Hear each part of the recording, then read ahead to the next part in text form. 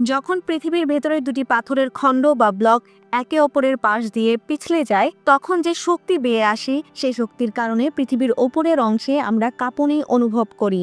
এটিই হলো ভূমিকম্প। ভূমিকম্প তিনটি বিষয়ের ওপর নির্ভর করে। প্রথমটি হলো ফল্ট প্লেন বা সেই পাথর যার গা ঘেঁষে পাথরের ব্লক দুটি নাড়াচাড়া করে। দ্বিতীয়টি হলো হাইপোসেন্টার বা ভূমিকম্পের কেন্দ্র, অর্থাৎ এটি মাটির নিচে সেই গভীর জায়গা যেখান থেকে ভূমিকম্পের শুরু হয়। তৃতীয় বিষয়টি হলো অ্যাপিসেন্টার। হাইপোসেন্টারের ঠিক উপরে থাকা স্থানটি অ্যাপিসেন্টার বা উপকেন্দ্র, যেখানে সবথেকে বেশি কাঁপুনি অনুভূত হয়। এবার আসি ভূমিকম্পের ফোরশকের দিকে। এটি মূলত বড় কম্পনের আগে পূর্বাভাস কম্পন হয়।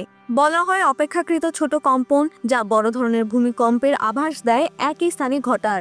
এই বড় ও প্রধান ভূমিকম্পকে মূল কম্পন বা মেইন শক বলা হয়, আর মূল কম্পনের পর পরবর্তী কম্পন বা আফটার শক হয়।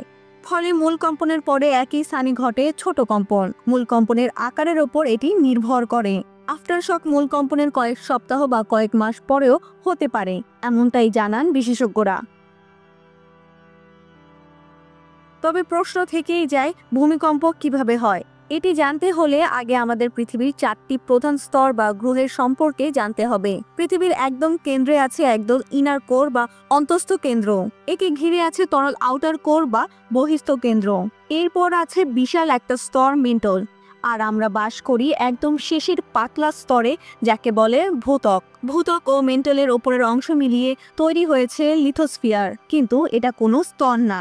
এটি পৃথিবীর পৃষ্ঠকে আবৃত করে থাকা অনেক ছোট টুকরা, আর এসব টুকরা সারাক্ষণ ধীরে ধীরে নড়তে থাকে, একে অপরের পাশ দিয়ে পিছলে যায় এবং একে অপরের সঙ্গে ধাক্কা খায়। এসব টুকরাকে বলা হয় টেকটনিক প্লেট। এসব প্লেটের কিনারাকে বলা হয় প্লেট বাউন্ডারি। প্লেট বাউন্ডারি অনেক চ্যুতি নিয়ে গঠিত। বিশ্বের বেশিরভাগ ভূমিকম্প এই চ্যুতিতেই ঘটে। যেহেতু প্লেটের কিনারা রুক্ষ হয়, তাই প্লেটের বাকি অংশ নড়তে থাকলেও কিনারা পরস্পরের সঙ্গে আটকে যায়।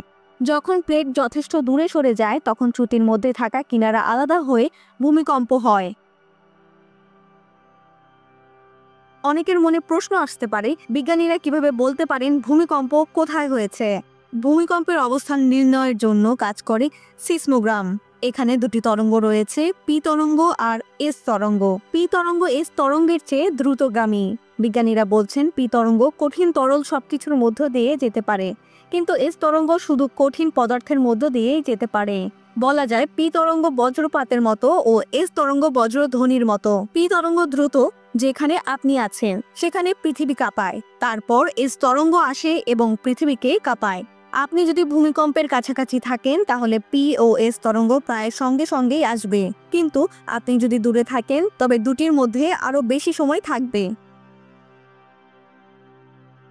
একটি সিসমোগ্রামের রেকর্ড করা পি ও এস তরঙ্গের মধ্যকার সময়ের ব্যবধান দেখে ভূমিকম্প সেই অবস্থান থেকে কত দূরত্বে হয়েছিল। সিসমোগ্রাম থেকে ভূমিকম্পটি কোন দিকে হয়েছিল তা বলা যায় না, শুধু কত দূরে ছিল তা বলা যায়। এভাবেই ভূমিকম্পের কেন্দ্র সম্পর্কে জানা যায়।